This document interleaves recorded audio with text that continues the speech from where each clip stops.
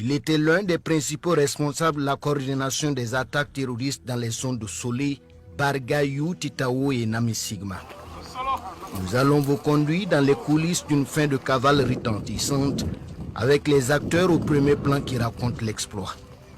Pour les forces spéciales encore appelées le manoir des guerriers de l'ombre, il s'agit d'un exercice inédit. Nous avons reçu la directive initiale de planification de l'opération Wadababa depuis le mois de septembre et de la part du commandant du groupement des forces spéciales.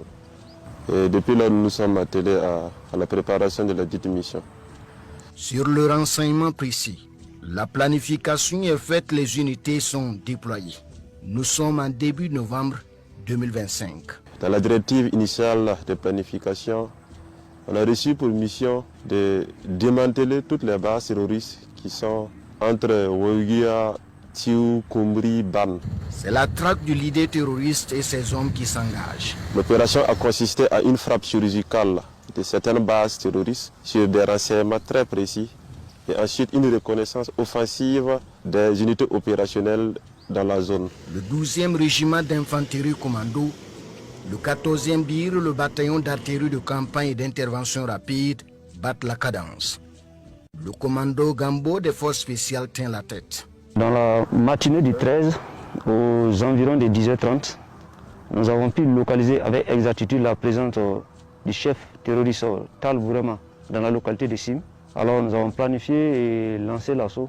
Il avait fait des aménagements pour essayer de se barricader, de défendre sa zone, notamment avec l'utilisation des drones de surveillance, des drones kamikazes. Et il avait piégé pas mal de voies d'accès à sa position. Il y a eu d'intenses combats.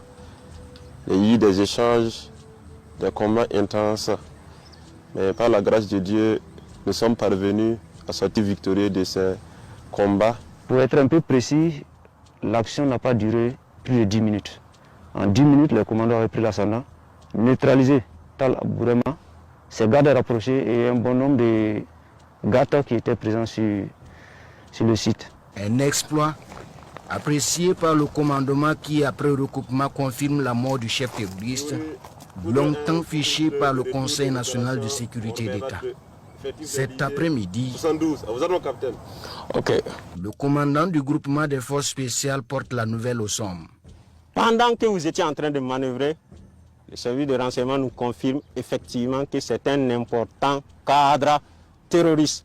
Et pour cela, bravo, félicitations les gars, vous méritez amplement des applaudissements. Et on y va pour un croutier, nous sommes le mandat des guerriers de... Plutôt qu'une simple bonne nouvelle, c'est une victoire stratégique contre un sanguinaire. Un cadre terroriste qui occupait jusque-là la fonction de chef de groupe opérationnel dans la zone d'Engané, relevant de la commune de Titao. Les cibles de haute valeur sont souvent des proies qui intéressent bien les forces spéciales parce qu'en les éliminant, ça a un coût important sur les activités terroristes dans ce sens que celui qui est censé coordonner, trouver les moyens, donner les ordres pour que les populations ou les FDS puissent être attaqués, il n'est plus là. Le doute et le manque en matériel, mais aussi en zone de survie.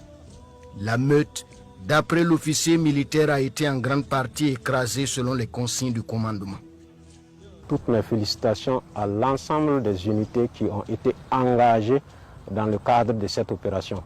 Il s'agit notamment du 12e régiment d'infanterie commando, avec en particulier son chef de corps, du bataillon d'artillerie de campagne et d'intervention rapide, du 14e bataillon d'intervention rapide, des vecteurs aériens, ainsi que l'ensemble de mes camarades opérateurs forces spéciales du manoir des guerriers de l'ombre. Des unités qui, selon le capitaine Jack, ont fait preuve de courage, de détermination et de professionnalisme. À l'ensemble de toutes ces populations qui, à travers leur résilience, nous envoient une source d'inspiration. Leur résilience est une source de motivation pour nous combattants. Je les tiens à les rassurer. Coûte que coûte, vaille que vaille, la paix reviendra bel et bien au Burkina Faso. Du reste, rien de grand ne s'obtient dans la facilité, martèle le commando et patron des forces spéciales, pour qui il vaut mieux mourir dans l'honneur et la dignité plutôt que de vivre lamentablement dans un déshonneur humiliant. Et c'est bien le sentiment qui renforce la conviction et le dynamisme de tous les commandos engagés dans la reconquête du territoire national.